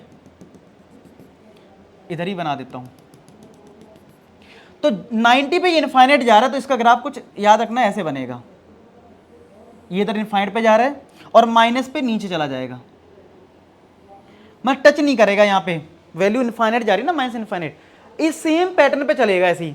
अब मैं एक लाइन 270 पे बना देता हूं, तो बस अब ये 180 पे ऐसे करके 180 पे 0 होगा, फिर इधर ऐसे जाएगा, तो ये ग्राफ ऐसे बनना शुरू हो जाएगा, ठीक है। आपको समझ में आ गया होगा। अब ऐसे इधर लेफ्ट साइड में भी आप बना सकते हो, ऐसे इसमें लेफ्ट साइड में भी ऐसी आप ग्राफ बना सकते हो, ऐसे ही इधर बनता चला जाएगा और ऐसे ही राइट साइड में बनता चला जाएगा। क्लियर हो गई वैल्यू। तो ये ग्राफ कुछ इस तरीके से बनता है, आप देख सकते हो 90 पे इनफाइनाइट भाग रहा है और -90 पे माइनस इनफाइनाइट भाग रहा है नीचे, ठीक है, माइनस इनफाइनाइट नेगेटिव मतलब, ठीक है। तो सिमिलर अगर हम इसका कॉट थीटा का ग्राफ बनाए, किसका, कॉट थीटा का ग्राफ कैसा होता है भाई। तो देखो अगर मैं, ये मेरे एक्स एक्सिस हो गया, ये वाई एक्सिस है, यहाँ पे 0 है, यहाँ पे आपका 90 डिग्री, यहाँ पे आपका 180 डिग्री, यहाँ पे आपका 270 डिग्री, यहाँ पे आपका 360 डिग्री, ठीक है। ये आपका माइनस का 90 डिग्री, माइनस का 180 डिग्री, माइनस का 270 डिग्री, माइनस का 360 डिग्री, इस तरीके से है। तो आपको पता होना चाहिए कॉट 0 डिग्री की जो वैल्यू होती है कितनी होती है, इनफाइनाइट होती है, 0 पे ही इनफाइनाइट है ये, ठीक है। और कॉट 90 क्या होता है, 0 होता है। तो इसका मतलब ये जो ग्राफ है, मतलब ये कुछ ऐसा आएगा, 0 पे इनफाइनाइट, 0 पे क्या है इनफाइनाइट, और 90 पे 0 हो रहा है, और ये इधर 180 पे भी ऐसी डॉटेड लाइन जैसे उसमें थी ना 10 में, वैसी ग्राफ ऐसे बनेगा, ठीक है। ऐसे ही अब ये ग्राफ चलता रहेगा। अब ये 270 पे हो जाएगा 0 और ये ऐसे चला जाएगा, ऐसे ही आप इधर नेगेटिव साइड इसको बना सकते हो। क्लियर है, इसी तरीके से बन जाएगा।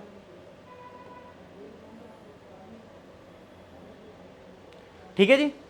तो आपको ये ग्राफ ऐसे ही एक्सटेंड करते जाना, इधर राइट साइड में, इधर से लेफ्ट साइड में, ठीक है। जैसे इधर हो रहा है, जैसे आप देख रहे हो, जैसे ये इधर हो रहा है ना, तो इधर जा रहा है, इधर जा रहा है, तो वैसे ही यहाँ पे आपका ग्राफ कॉट का भी बन जाता है, ठीक है। कॉट का ग्राफ ये हो जाएगा, क्योंकि कॉट 0 के लिए इनफाइनाइट होती है ना, तो इनफाइनाइट से शुरू होगा, इनफाइनाइट से शुरू होगा तो वो ऐसे जाएगा, वो ऐसे जाएगा, ठीक है जी। क्लियर हो रहा है बात, ठीक है।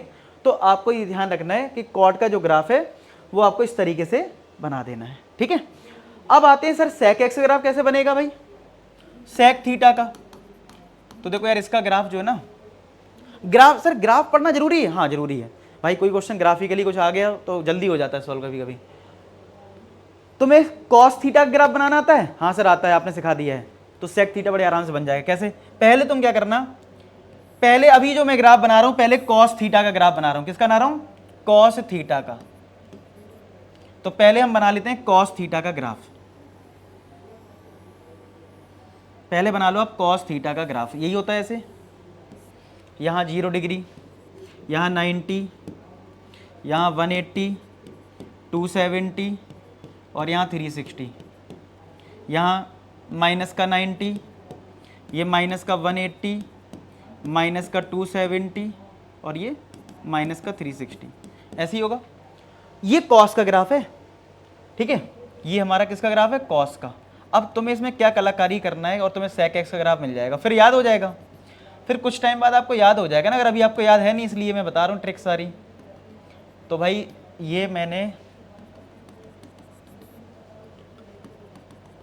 इस तरीके से ले लिया। अब तुम्हें बस पता क्या करना है, अब मैं कोई डिफरेंट कलर ले लेता हूं, जिससे आपको, अब मैं जो ग्राफ बनाऊंगा वो होगा तुम्हारा फाइनली किसका? सेक एक्स का। जो एक्स एक्सिस के ऊपर आपको पैराबोला दिख रहा है, यानी पॉजिटिव डायरेक्शन में दिख रहा है। देखो यहां से यहां तक क्या है? ऊपर है ना, पॉजिटिव डायरेक्शन में। तो आपको एक अपवर्ड पैराबोला बना देना है, टच करवाते हुए अपवर्ड। यानी अगर ये एक्स एक्सिस के ऊपर है तो ये अपवर्ड पैराबोला बना देना है। और यहां पे पता वैल्यू कितनी होती है? 1 होती है। सिमिलर देखो, ये एक्स एक्सिस के यहां से लेके यहां तक नीचे जा रहा है, तो आपको यहां पे टच करवाते हुए डाउनवर्ड पैराबोला, नेगेटिव है ना, तो डाउनवर्ड पैराबोला बना देना। और यहां पे जो वैल्यू होती है पता है ना कितनी है? -1 है। सीख गए? अब देखो ये अपवर्ड पैराबोला, ये क्या करना है? अपवर्ड पैराबोला बना देना। अच्छा यहां टच मत करवाना, ये वैल्यू टच नहीं करेगी यहां, ठीक है। और बस ऐसे ही आगे चलेगा। ऐसे नेगेटिव में कर सकते हैं। यहाँ ये नीचे है ना, तो डाउनवर्ड पैराबोला। ये अपवर्ड पैराबोला है। ये क्या है? अपवर्ड पैराबोला है, ठीक है जी। ये क्या है? Upward parabola. समझ में आ गई बात? क्लियर है जी? देख लो, क्लियर है? आया समझ में? क्लियर है? ठीक है जी, बढ़िया से क्लियर है। ओके जी। तो ये इस तरीके से सेक एक्स का ग्राफ बन गया, ठीक है। अब लास्ट जो बचता है किसका? वो आ गया कॉसिक थीटा का ग्राफ। किसका? y इक्वल टू क्या है? Cosec theta. तो भैया जैसे मैंने सेक का बनाया कॉस से, क्योंकि सेक होता है कॉस का रेसिप्रोकल, तो कॉसिक किसका रेसिप्रोकल होता है? साइन का।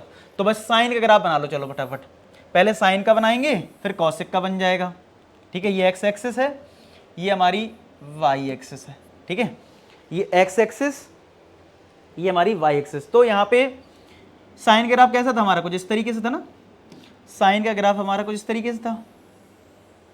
यहाँ 0 डिग्री, यहाँ 180 डिग्री, यहाँ 90 डिग्री, यहाँ 270 डिग्री और यहाँ 360, ठीक है। यहाँ पे ऐसी निगेटिव में भी, तो यहाँ पे माइनस का 90 डिग्री, माइनस का 180 डिग्री, माइनस का 270 डिग्री और ये माइनस का 360 डिग्री। इस तरीके से चलेगा। 90, 180, 270, 360। एक मिनट, 90, एक मिनट सॉरी, ये -90 यहाँ होगा। एक मिनट,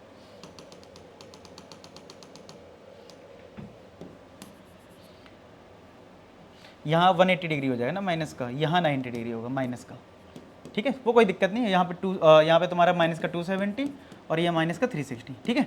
सेम तरीके से जैसे कॉस सेक का बनाया ना, वैसे ही अब मैं वर्टिकल लाइन बना लेता हूँ। मतलब पॉजिटिव साइकिल में और ये नेगेटिव साइकिल, नेगेटिव ना नीचे, इसमें डॉटेड लाइन ऐसे बना लो, ठीक है। ऐसे में डॉटेड लाइन बना लेता हूँ। अब देखो करना क्या है, ये पॉजिटिव साइकिल यानी ऊपर साइड है, तो भैया अपवर्ड पैराबोला बना दो। और हमें पता है इस पे वैल्यू कितनी होती थी? 1 होती थी यहाँ, ठीक है। ये नीचे जा रहा है तो डाउनवर्ड बना दो। यहाँ पे वैल्यू कितनी होती थी? -1 होती थी। ये ऊपर है, अपवर्ड पैराबोला बना दो। ये नीचे है, डाउनवर्ड पैराबोला बना दो। अपवर्ड ऐसे ही तुम बना दोगे। ये जो मैंने पिंक कलर से जो बनाए हैं, ये तुम्हारा एक्चुअल में cos x का ग्राफ है, जो पिंक कलर से, बाकी नहीं है, बाकी सिर्फ समझाने का था। ठीक है, आया सबको ग्राफ समझ में। अब आते हैं इन सारे फंक्शंस के डोमेन और रेंज पे। किस पे? डोमेन और रेंज पे भाई, साइन कॉस टेन। अच्छा, ये फंक्शन में तुमने सीखा होगा डोमेन क्या होता है, एक्स की वो वैल्यू जिस पे फंक्शन डिफाइन हो, और रेंज क्या होता है, आउटकम क्या है, यानी इसकी मिनिमम वैल्यू कितनी है और मैक्सिमम वैल्यू कितनी है। ठीक है, चलो एक एक करके बात करते हैं। साइन की मैं बात करता हूं, तो साइन का जो ग्राफ मैंने बताया आपको वो ये था। ठीक है, वो ये था। तो आप देख सकते हो साइन का ग्राफ तो आराम से जा रहा है, आराम से जा रहा है, देखो आराम से जा रहा है, आराम से जा रहा है ना, यानी हर एक वैल्यू पर डिफाइंड है, यानी रियल नंबर। अच्छा, जो आउटकम है यानी जो वैल्यू है वो देखो मैक्सिमम +1 है, मिनिमम -1 है। इसीलिए देखो, इसीलिए यहां पे आप देखोगे साइन का जो डोमेन है वो r मतलब रियल नंबर है, और रेंज इसकी क्या है, -1 से 1 है। और सेम cos x का ग्राफ था, ऑल रियल नंबर और रेंज -1 से 1। अब आ जाते हैं tan x पे। tan x का देख लो, tan x का देखो ये है, तो आप देख पा रहे हो tan x में 90 डिग्री पे वैल्यू डिफाइन नहीं है। ठीक है, फिर यहाँ पे 270 पे डिफाइन नहीं है। ठीक है, ये समझ रहे हो, एक्स किलो पे डिफाइन नहीं है मतलब फंक्शन। अच्छा, आउटकम की बात करें तो देखो इनफाइनाइट जा रहा है और ये -इनफाइनाइट जा रहा है, तो ये रेंज इसकी -इनफाइनाइट से +इनफाइनाइट होगी। देखो यानी कि इसका जो tan x का जो रेंज है वो रियल नंबर है। सिमिलर cot x का ग्राफ होता है तो इसका भी रेंज रियल नंबर है, लेकिन यहाँ पे आप देख पा रहे थे ना कि कुछ वैल्यू पे डिफाइन नहीं है tan। देखो फिर से दिखाता हूँ, tan की जो वैल्यू है वो कुछ वैल्यू पे डिफाइन नहीं है, जैसे 90, फिर आगे 270। तो इसको स्टैंडर्ड फॉर्म में अगर मुझे लिखना है तो उसका स्टैंडर्ड फॉर्मेट होता है 2n प्लस, मतलब ऑल रियल वैल्यू में से माइनस कर दिया 2n + 1 π/2। अब आप कहोगे सर ये कहाँ से आया, यार बहुत आसान है। n जो है वो यहाँ पे इंटीजर वैल्यू है। क्या है, इंटीजर। अगर मैंने n को 0 पुट कर दिया तो ये 0 हो गया, तो ये π/2 आ गया, यानी कि रियल में से π/2 हटा दो, π/2 का मतलब 90 डिग्री। तो ऐसे कर करके तुम n की डिफरेंट वैल्यू रखोगे तो तुम्हें मिल जाएगा। ठीक है, तो ये ध्यान रखो। अब आपको इसको मैं अभी लेक्चर एंड होने से पहले फिर से एक बार बताऊंगा कि ये याद कैसे होगा। ये याद अभी वैसे भी करना है, अभी इसमें एक टॉपिक है ट्रिग्नोमेट्रिक इक्वेशन का, तो उसमें मैं फिर से सिखा दूंगा ये r- को लिखने का तरीका। बस अभी आप इतना समझ लो कि हाँ यार, tan वाले ग्राफ में कुछ ऐसी वैल्यूज थी जिसपे हमें फंक्शन डिफाइंड नहीं मिल रहा था। ठीक है, तो वो ये माइनस कुछ करना है, इतना ही क्यों करना है वो अभी मैं लास्ट में सिखा दूंगा। ठीक है, चलो। अच्छा, सिमिलर cot x की मैं बात करूं, cot x में भी सेम था, कुछ वैल्यू पे डिफाइंड नहीं था, तो वो r- का n पाई है। अब ये n पाई क्यों है ये भी तुम्हें बाद में मैं सिखा दूंगा, डोंट वरी, वो अभी पता चल जाएगा ट्रिग्नोमेट्रिक इक्वेशन से। अगर मैं cosec x की बात करूं, अगेन चलो cosec x का ग्राफ देखते हैं। cosec x का देखो ये ग्राफ है, तो आप देख पा रहे हो कि यहां पे देखो cosec x की अगर मैं बात करूं, इसकी अगर मैं रेंज की बात करूं तो रेंज तो आप देख पा रहे हो 1 से आगे जा रहा है और -1 से नीचे जा रहा है, नहीं ये जो पार्ट है ये रेंज में नहीं है, ये रेंज में नहीं है। देखो तो रेंज तो क्या हो गया, -1 से 1 हटा दिया रियल में से, रियल में से, और कहां पे डिफाइन नहीं है, n पाई पे। देखो अगर आप cosec x अगर आप देखें n पाई पे नहीं है, तो देखो पाई का मतलब ही 180 डिग्री था ना, तो देखो 180 पे ही डिफाइन नहीं है। इसको मैं भी बहुत सॉर्ट करने वाला हूं, अगर आपको थोड़ा सा भी ये समझ में ये वाला पार्ट ना आ रहा हो, सर माइनस कैसे करा, मैं बता रहा हूँ, प्रॉमिस कर रहा हूँ, अभी लास्ट में मैं तुम्हें ट्रिग्नोमेट्रिक इक्वेशन के फॉर्मूले बता दूंगा, बिल्कुल चुटकी भर में हो जाएंगे। ठीक है, बस अभी देख लो थोड़ा सा। देखो ये 180 है ना, 180 को पाई बोल रहे हो ना, इस ये पाई पे डिफाइन नहीं है, देखो ये इनफाइनाइट पे जा रहा है, तो इस वजह से ये n पाई यहाँ पे माइनस करा गया। सेम cosec x में r-, क्योंकि cosec x का भी जो ग्राफ, सॉरी sec x का जो ग्राफ था, sec x के ग्राफ में भी देखो ये कुछ डिफाइन नहीं हो रही वैल्यू। ठीक है, यहां पे डिफाइन नहीं हो रही वैल्यू, तो ये बहुत आसान होता है, ये बहुत आसान होता है। अभी आपको टफ लग रहा होगा क्योंकि अभी आपको ट्रिग्नोमेट्रिक इक्वेशन का आइडिया नहीं है, तो वो मैं बता दूंगा तो आपको बहुत आसान हो जाएगा, आपको ग्राफ बनाने की जरूरत नहीं पड़ेगी, आपको इसको याद करने के लिए ग्राफ की भी जरूरत नहीं पड़ेगी। ठीक है, अभी तो मैंने ग्राफ से बताया है, ये जो माइनस वाइनस हो रहा है ना, टेंशन छोड़ दो इसकी बिल्कुल। ठीक है, मुझ पर छोड़ दो थोड़ी देर। ठीक है, आगे बढ़ते हैं, लेकिन मैं तुम्हें ये बता दूंगा बाद में। चलो आगे बढ़ें। आगे भाई सीधी बात है, अगर मैं तुमसे बोलूं साइन 120 डिग्री की वैल्यू बताओ, तो तुम कहोगे सर 90 + 30 कर देता हूं। मैंने कहा ठीक है जी। अच्छा, अब जरा बताना साइन 15 डिग्री की वैल्यू बताना कैसे निकालोगे। सर साइन अगर मैं 90 - 75 कर दूं, अरे सर 75 के लिए तो पता ही नहीं है, फंस गए ना। तो हर बार 90 180 यूज नहीं हो पाएगा। अब ऐसा भी हो सकता है कि तुमसे कोई बोले साइन 75 डिग्री के लिए बताओ, तो तुम्हें इसको क्या करना पड़ेगा 45 प्लस 30, यानी ऐसे दो एंगल में ब्रेक करना पड़ेगा जो एंगल पता हो। 45 पता होता है, 30 पता होता है, इसलिए a plus B, A minus B, cos A plus B, cos A minus B, tan A plus B, tan A minus B, cot A plus B, cot A minus B, ये सारे फॉर्मूले आपको याद करने हैं, चाहे तो फोटो खींच लो, लिख लो, ठीक है। इस पे क्वेश्चन कैसे बन सकता है कि कोई बोले साइन 15 डिग्री के लिए बताओ, तो भाई साइन 15 को क्या लिख देना, साइन 45 माइनस का 30, ठीक है। और साइन ए माइनस बी, जो पीछे मैंने फॉर्मूले लिखे वो लगा दो, तो साइन 15 डिग्री हो जाता है, साइन ए माइनस बी का फॉर्मूला होता है sign A cos B minus cos A sine B, ठीक है। साइन 45 होता है 1/√2, कॉस 30 होता है √3/2, साइन 45 होता है, सॉरी कॉस 45 होता है 1/√2, साइन 30 1/2, तो ये आ गया √3/2√2, ये हो गया 1/2√2, तो 2√2 एलसीएम में आ जाएगा, तो यहाँ आ गया √3 माइनस का 1, तो कितना हो गया ये आ गया √3 माइनस 1/2√2, देखो ये आंसर आ गया। ऐसे 10 15 निकाल लेना, ये आएगा। और एक साइन 18 डिग्री के लिए भी निकलती है, वो है √5 माइनस 1/4, ये आपको याद रखना है। अच्छा, इनकी हेल्प से बहुत काम हमारा आसान हो जाता है, क्योंकि पेपर में साइन 18 डिग्री निकालने जाओगे इसमें एक पेज लगेगा, एक पेज तो नहीं आधा पेज तो लगेगा, तो कुछ वैल्यू आप याद रखो, कुछ को तो आपने निकाल लिया a माइनस बी से, ठीक है। इसका भी हम डेरिवेशन कर सकते हैं, ऐसा नहीं है इसका डेरिवेशन नहीं कर सकते, कर सकते हैं भाई, ये वैल्यू कैसे आई है, ठीक है, लेकिन इस वैल्यू को आप याद रखिए, इस वैल्यू को आप याद रखिए साइन 18 डिग्री को। अच्छा, इस वैल्यू से बहुत काम हो जाएगा तुम्हारा। तुम इस वैल्यू से मान लो अगर मैं बोलूं साइन कॉस 72 बताओ, तो तुम क्या करोगे, कॉस 72 को क्या लिख दोगे, कॉस 90 डिग्री माइनस का 18 डिग्री। अब कॉस 90 माइनस थीटा क्या होता है, साइन थीटा होता है, तो ये साइन 18 डिग्री आ जाएगा। तो तुम्हें साइन 18 के लिए पता होगी कि नहीं, तो कुछ स्टैंडर्ड रिजल्ट तुम्हें याद रखने हैं, ठीक है। साइन 18 साइन 15 निकालना कैसे है ये मैंने बता दिया, तो फॉर्मूले यूज करके हम करते हैं। और देखो, और हमें कुछ फॉर्मूले बेसिक याद रखने हैं, जैसे साइन ए प्लस बी, कहीं साइन ए माइनस बी मिल जाए तो लगा देना सीधा साइन स्क्वायर ए माइनस का साइन स्क्वायर बी। कहीं पे अगर cos A plus B cos A minus B मिल जाए तो लगा देना कॉस स्क्वायर ए माइनस का साइन स्क्वायर बी। तो इस पर एक क्वेश्चन कर लेते हैं कि हमें प्रूफ करना है कि ये जो वैल्यू है वो साइन 3a के इक्वल है, ठीक है। तो देखो, अगर मैं इसमें फॉर्मूला अप्लाई कर दूं, तो ये तो साइन ए लिखा है, साइन ए माइनस बी साइन ए प्लस बी, देखो साइन ए प्लस बी साइन ए माइनस बी, इसका फॉर्मूला क्या है, साइन स्क्वायर ए माइनस साइन स्क्वायर बी।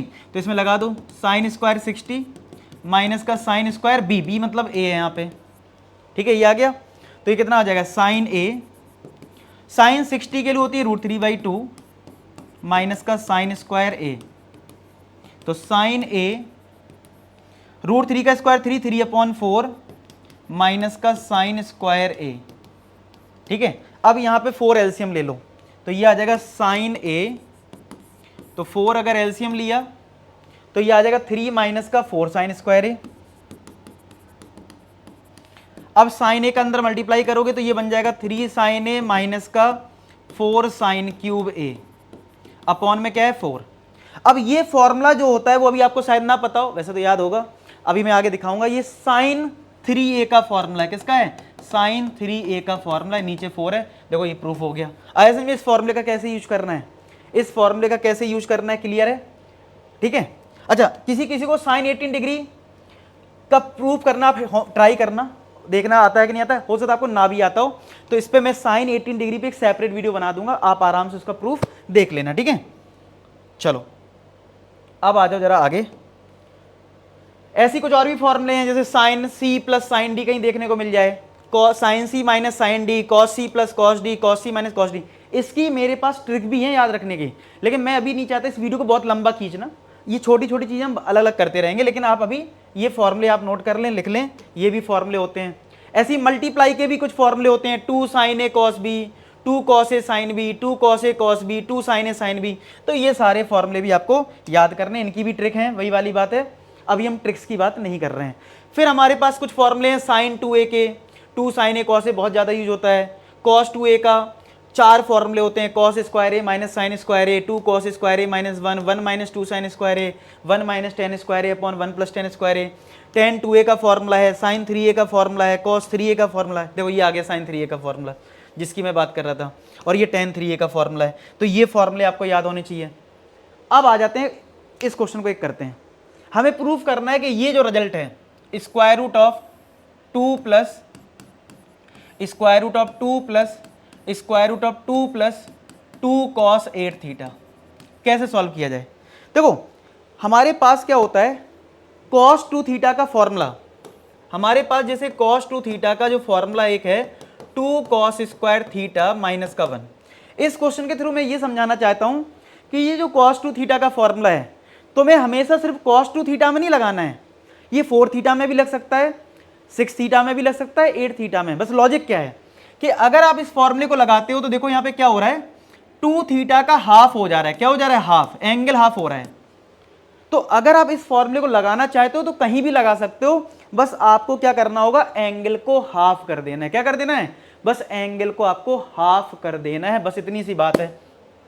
तो चलो अगर मैं इसको इधर अप्लाई करना चाहूं तो देखो इतना आएगा, समझना बात, 2 plus square root of 2 plus square root of 2 plus 2। इस कॉस 8 थीटा को इस फॉर्मूले से क्या लिखूंगा, ध्यान से देखना, ये है cos 2 थीटा, कितना हो रहा है 2 cos स्क्वायर थीटा माइनस 1, यानी एंगल हाफ हो रहा है। तो 8 थीटा में हाफ करोगे तो ये बन जाएगा 2 cos स्क्वायर 4 थीटा माइनस का 1। क्या आ जाएगा, 8 थीटा बन जाएगा 2 cos स्क्वायर 4 थीटा माइनस का 1। ठीक है जी।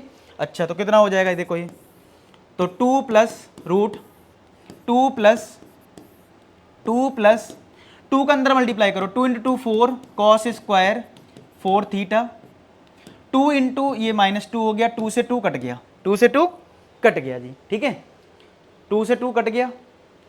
अब यहाँ पे स्क्वायर रूट कर दो इसका, कितना आएगा देखो, तो ये आ जाएगा 2 प्लस रूट में 2 प्लस, देखो रूट 4 करोगे, 4 का रूट करोगे 2 आएगा, स्क्वायर का रूट करोगे तो cos 4 थीटा आ जाएगा। क्लियर है बात, देख लो जरा, 4 का रूट 2 हो गया और ये cos 4 थीटा आ गया।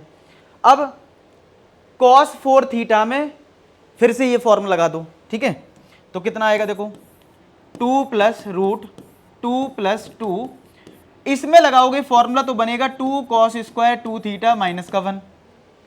ठीक है, इसको सिंप्लीफाई करो आगे तो कितना हो जाएगा देखो, ये 2 प्लस रूट 2 प्लस 2 इंटू 2 ये आ जाएगा 4 cos स्क्वायर 2 थीटा, 2 और ये माइनस का 2 आ जाएगा, 2 से 2 कट गया तो ये आ जाएगा 2 प्लस 4 का स्क्वायर रूट हो जाएगा 2, यहां से स्क्वायर रूट हट गया तो ये आ गया cos 2 theta, again cos 2 theta का।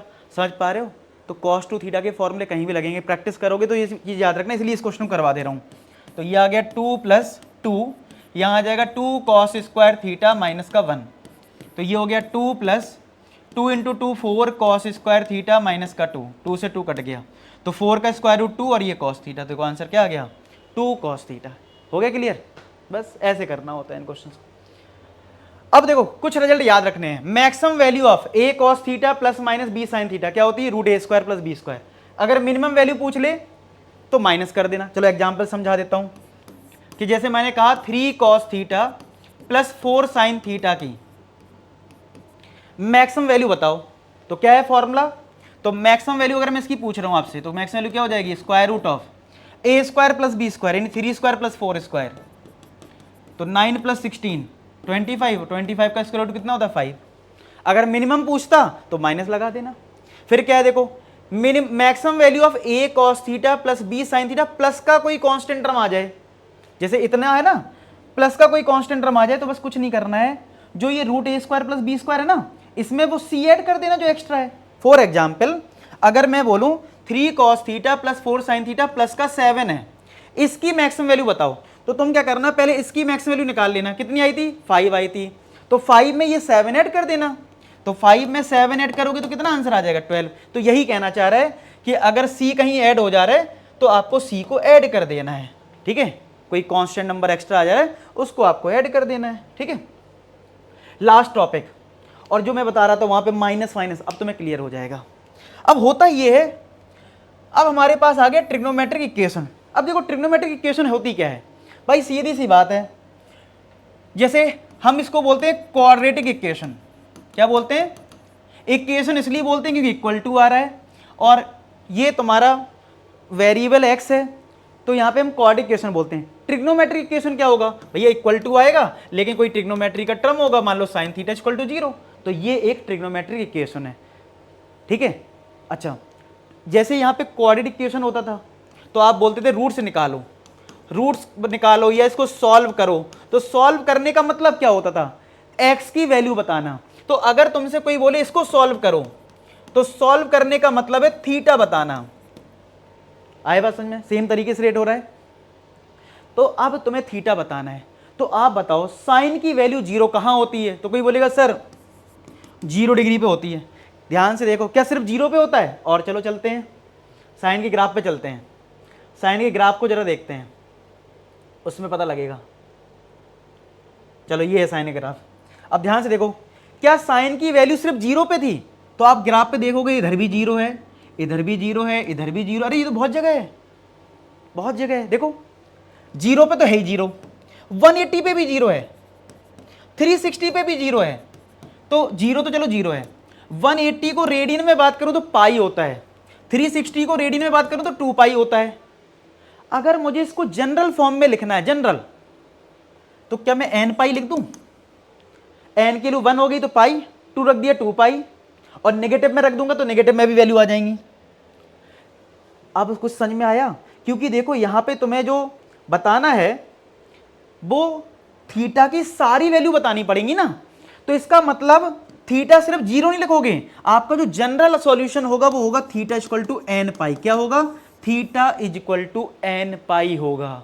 आई बात समझ में? अब जो उधर n पाई आ रहा था अब कुछ क्लियर हो रहा होगा, अभी और हो जाएगा, टेंशन मत लो, टेंशन मत लो। तो साइन थीटा अगर 0 के इक्वल है तो थीटा की वैल्यू n पाई है। समझ में आई बात? अच्छा, कॉस थीटा पे आते हैं। कॉस थीटा का अगर आप ग्राफ देखोगे ना, तो कॉस थीटा की वैल्यू 0 कहां कहां थी? अगर आपको याद हो, 90 डिग्री पे थी, ठीक है, 270 डिग्री पे थी, ठीक है। तो अगर आप इसको देखोगे तो ये π/2 होता है, ये 3π/2 होता है। तो अगर मैं यहां पे π/2 को अलग कर दूं तो ये 1 × π/2 है, ये 3 × π/2 है। तो ये 1 है, ये 3 है, ये ऑड नंबर है। तो ऑड नंबर को लिखने का तरीका है 2n + 1, और ये π/2 तो कॉमन ले लिया। अब देखो ना, अगर मैं ऑड नंबर है, n को 0 कर दिया तो देखो 1 π/2 आ गया, n को 1 रखा तो 2 + 1 3, देखो 3 π/2 आ गया। तो अब इतना याद रख लो, अगर ऑड नंबर्स के फॉर्मेट आ रहे हैं तो ऑड नंबर को लिखने का तरीका है 2n + 1। कितना है? 2n + 1। इसीलिए कॉस में अगर वैल्यू, कॉस में जो वैल्यू है वो 0 अगर आती है, साइन में 0 है n पाई, कॉस में 0 है तो 2n + 1 π/2, और tan में 0 है तो वो भी n पाई। आप देख लो ग्राफ कि tan के लिए 0 कहाँ कहाँ है, तो आपको n पाई मिलेगा। तो ये 3 आपको स्टैंडर्ड रिजल्ट याद रखने हैं। साइन थीटा 0 है तो n पाई थीटा, कॉस थीटा 0 है तो 2n + 1 π/2, और tan थीटा 0 है तो n पाई। अब ले चलता हूँ तुम्हें वापस जहाँ मैंने तुम्हें छोड़ा था, ठीक है। कहाँ पे? कि ये मैंने जो बोला था रट्टा मार लो, अभी बताऊंगा। चलो अब आ जाओ, बिना ग्राफ के करवाता हूँ तुम्हें। tan x को मैंने बोला डोमेन ये है। चलो tan थीटा होता क्या है? क्या वो साइन अपॉन कॉस होता है? तो क्या हमें पता है ये बात? क्या हमें ये पता है कि अगर इस फंक्शन को डिफाइन करना है तो नीचे वाला टर्म 0 नहीं होना चाहिए, और कॉस अगर 0 हो जाएगा तो गड़बड़ हो जाएगा। तो कॉस 0 अभी बताया, कॉस 0 कहाँ है? 2n + 1 π/2 पे। आई बात समझ में? तो ये तुम्हें हटाना पड़ेगा, इस पे फंक्शन डिफाइन नहीं होगा क्योंकि नीचे वाला पार्ट 0 हो जाएगा तो ये वैल्यू आएगी। अब समझ में आ गया? मैंने बोला था ना बिना ग्राफ के करवा दूंगा। अगर आ गया तो कमेंट सेक्शन में फीडबैक होना चाहिए इसका। कॉट एक्स, कॉट एक्स भैया क्या होता है? Cos x upon sine x. तो नीचे क्या आ रहा है? साइन आ रहा है। तो अगर साइन की वैल्यू 0 हो जाएगी तो गड़बड़ हो जाएगा। साइन 0 मैंने क्या बताया? n पाई बताया ना, n पाई। तो देखो r - n पाई मैंने बोला था तुमसे, तुम्हें बिल्कुल रटवा दूंगा ये चीज, ठीक है। सेम कॉसेक है, कॉसेक होता है 1 अपॉन साइन, साइन की वैल्यू 0 कहाँ होती है? n पाई पे।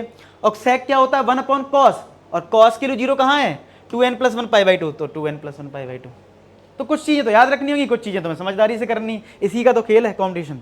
समझ रहे बात, क्लियर होगी बात, ठीक है। अच्छा, कभी कभी ऐसा होगा कि जीरो नहीं होगा, समझ रहे हो, मतलब अब ऐसा भी तो हो सकता है कि मान लो साइन थीटा जो है 1/2 है, तो भाई ये जीरो नहीं है, तो क्या करना, 1/2 को क्या मैं साइन 30 डिग्री यानी π/6 लिख सकता हूं, तो ऐसा लिख लिया।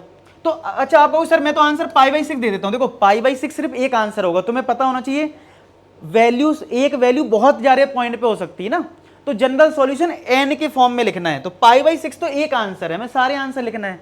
तो अगर राइट हैंड साइड जीरो नहीं है, इस तरीके का है, तो इसके भी फॉर्मूले हैं, तो ये याद रखने हैं।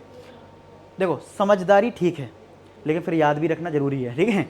तो साइन थीटा अगर साइन अल्फा के इक्वल है तो फॉर्मूला कितना है, एन पाई प्लस माइनस 1 की पावर एन अल्फा, और आपको फॉर्मूला यही याद रखना पड़ेगा क्योंकि आंसर जो होगा वो इसी फॉर्मेट में होगा, इस वजह से, ठीक है। तो देखो मैं इसको करता हूं इस फॉर्मूले से, तो फॉर्मूला मेरे पास है क्या कि अगर sine X equal to sine Y है तो X equal to N pi plus minus 1 की पावर एन वाई लिखना है। तो चलो इसको अप्लाई करूं, तो थीटा इक्वल टू क्या लिखना है, एन पाई प्लस माइनस 1 की पावर एन, जो यहाँ पे राइट हैंड साइड में y है, y कितना है, π/6 है, ये लिख देना, तो ये आंसर आ गया जनरल सॉल्यूशन। ऐसे ही मान लो तुम्हारे साथ कॉस में आ जाए तो 2n pi plus minus alpha, ये फॉर्मूले लिख लो। Tan theta equal to tan alpha आ जाए तो n पाई प्लस अल्फा लिख देना। अगर कहीं स्क्वायर आ जाए, स्क्वायर के फॉर्मेट में, अगर sine square equal to sine square आ जाए, cos square equal to cos square आ जाए, tan square equal to tan square आ जाए, तो इसका सिर्फ एक ही फॉर्मूला है दोनों सबके लिए, theta equal to N pi plus minus alpha, ठीक है। जैसे साइन जीरो के लिए कॉस जीरो के लिए फॉर्मूले थे ना, ऐसे ही साइन 1 के लिए कॉस 1 के लिए कॉस के लिए माइनस 1 के लिए, बहुत स्टैंडर्ड रिजल्ट हैं, पेपर में डायरेक्ट पूछ लेता है, इसलिए तुम्हें याद रखने, तो ये याद रखने का काम है। समझा तो मैंने दिया है भैया, इसका मीनिंग क्या है जनरल सॉल्यूशन का, कि भैया सारे आंसर बताने हैं, ठीक है। तो ये नोट कर लो, एक क्वेश्चन कर लेते हैं, बस ये लास्ट टॉपिक था, उसी के साथ हमारा ये टॉपिक एंड हो जाएगा। वीडियो बता देना कमेंट सेक्शन में कैसा लगा है, ठीक है। चलो इसको हमें सॉल्व करना है, हमें sine theta plus sign 3 theta sine 5 theta को सिंप्लीफाई करना है। तो भाई इस सिंप्लीफाई क्या मतलब, सॉल्व करना है, सॉल्व करना थीटा की बतानी है, तो सबसे पहले ट्रिग्नोमेट्री आनी चाहिए कि इसमें तुम सिंप्लीफाई कैसे करोगे।